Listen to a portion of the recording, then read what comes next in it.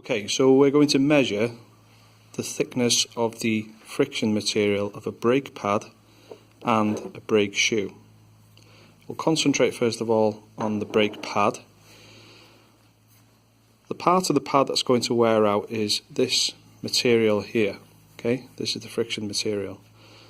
The back part, the metal bit, this is the back plate, and this is the part that holds the brake pad to the caliper. So the part that's going to wear out is going to be this surface here. Okay, so it's obviously gradually going to get thinner to the point where it's actually going to touch the back plate. To measure it, we use a digital caliper such as this one. First thing we want to ensure is that we are on millimeters. Okay, the next thing is that we need to make sure it's on 0. Press the 0 button. Now we know that this meter is now ready to use. So we bring the brake pad back. The part of the caliper that we're going to use is the depth gauge, okay, which is this side here. If we push this back, you can see that the depth gauge pulls out like so, which will give us a reading.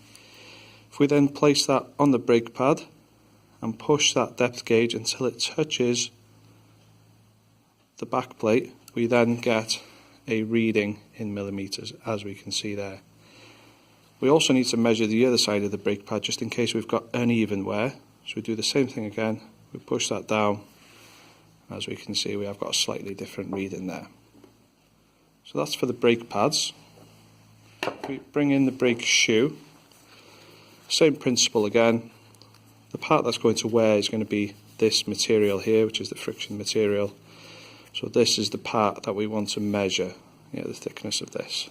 So we bring in our vernier caliper again, and we push the depth gauge out until we touch the back plate, which gives us a reading. And again, we flip over the brake shoe, and we do the same thing on this side. Okay, making sure that, as we can see there, the reading is the same.